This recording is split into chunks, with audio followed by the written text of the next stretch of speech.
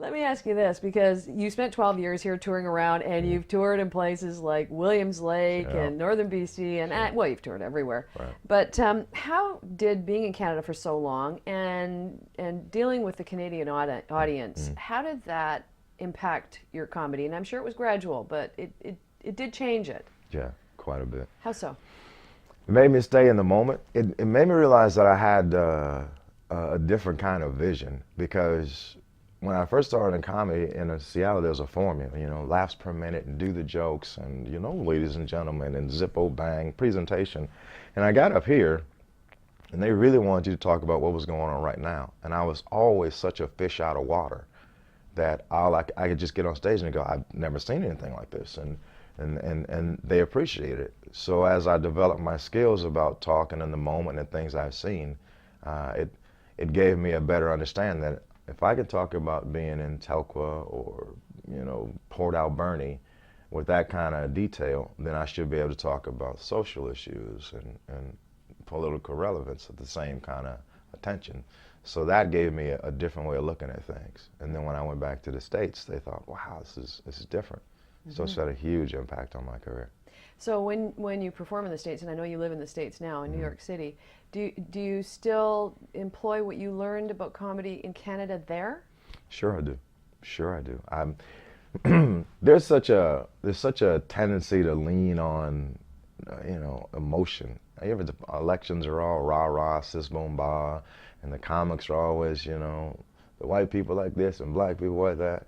But since I learned to embrace my understanding of humanity from being in Canada, the things I talk about are completely different there, Yeah. and they just don't. They look at me like, "What are you, a Martian?" I'm like, "No, it's 12 years in the CD and."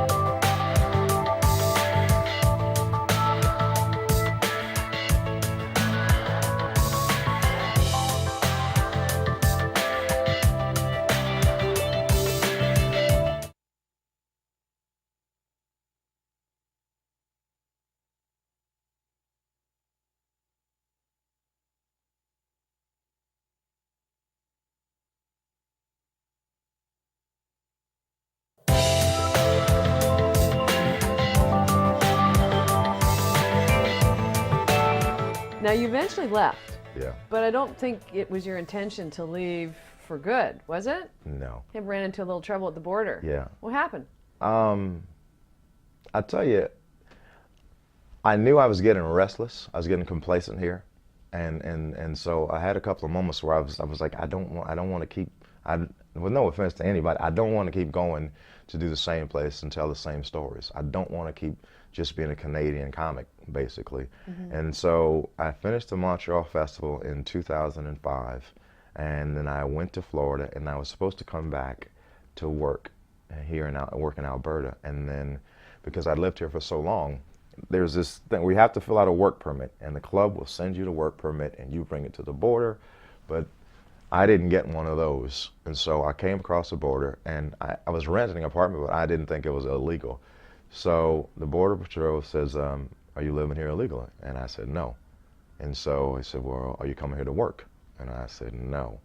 And they said, "Well, we think you are." So they held me there till about 9, 10 o'clock at night, and they dug through all of my stuff and read all my notes, and I had notes like, "I love living in Canada. Are you sure you're not living in Canada?"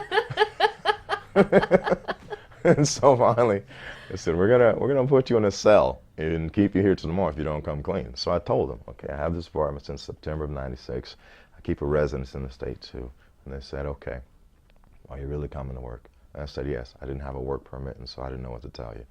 And so since I misrepresented that, they excluded me from the country for a year, and I had to give up my apartment and Lost everything. everything. I lost everything. How'd Oh, that feel? um, it's the hardest thing ever. Yeah. Yeah, it was the hardest thing ever. But another challenge. Yeah. So where'd you go? They turned me on a bus and sent me to Seattle, and I stayed the night in Seattle, and then I went to Florida. I had friends there, and then I just kind of hopped around, and I ended up in LA. And then the year exclusion was over, and I came back up to see if I could get my stuff. And, and then I sat on the steps of my apartment. Oh, I cried like a little boy. It hurts so much. Yeah. It hurts so much to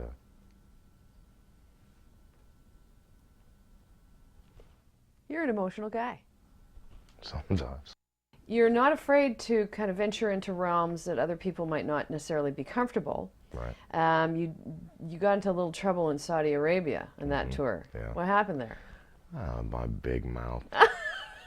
You're a I had comedian. big mouth. They told us very specifically that as Americans, you're going into a Muslim country, you have to abide by the Islamic laws because that was the deal that they struck with the military. Right. So that meant no alcohol, nothing considered pornographic. You know, don't walk in front of people praying. So I'm like, okay. And I thought it was very cool. However, we met the first commanding officer at this base in Saudi Arabia. And after meeting the troops, and the troops are sleeping in tents and they're eating this messy food. So the commanding officer brings us to his villa and he starts popping the lids off Heineken's. Here you go, guys, here you go, guys. And he starts flinging Playboys. Says, check this out. And I was like, I thought this is illegal. He goes, you get perks. So I had an opening to my show that night. So I just told everybody, you know, and so the troops loved it. So I got a standing ovation. And then the commanding officer went to the tour manager and said, if that's USO comedy, we don't ever want that again. So the tour manager yelled at me. Huh. Yeah, well, you can ask me to do anything and I'll do it. But if you tell me to do something, it's not going to happen. Right. So I did it every night. Every time I found the slightest little shred of hypocrisy, I talked about it on stage. And so then they called me, the Department of Defense called me and said, don't do that anymore. The Department of Defense? The Department of Defense called me and said, do not do that again. And it sounded like a period and not a question mark, so I did it again. So they got me out of there. Yeah. And they got me out of there. But you knew it was coming. It was dumb.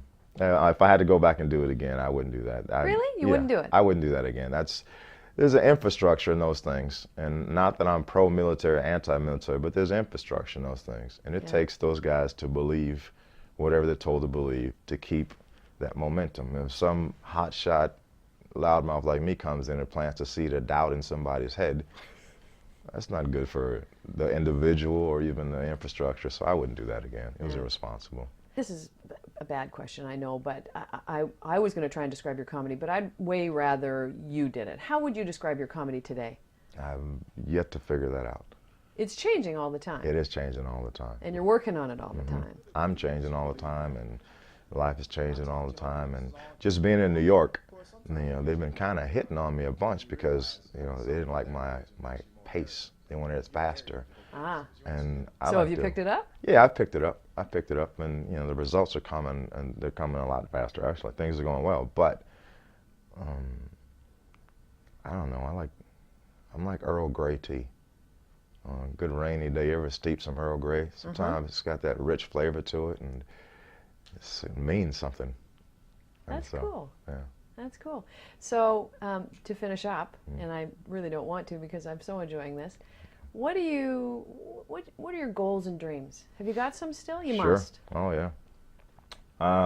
Specifically, I want to be, when people have the conversation, you know, who is among the best comedians ever? Everybody says, you know, Robin Williams, George Carlin, Richard Pryor, Bill Cosby. I want my name to be in there. I want to have that whole, you know, I want to write a show that's as good as Sopranos, and I want to write the first movie that gets Spike Lee an Academy Award. I want to have I want to write books, self-help books. I want to write a story that affected me the way Flowers in the Attic did. Did you ever read that book? No. It's a V.C. Andrews' little kid book, and it twisted my head to realize there's a limitless to your imagination. So I want to write a book like that. You got a big list. Yeah. What about having a family? You want to do that? I change my mind every other day. Better not do it yet then. Yeah. I think I know I always wanted to be a great dad, but sometimes there's so much stuff that I want to do. Yeah. Yeah.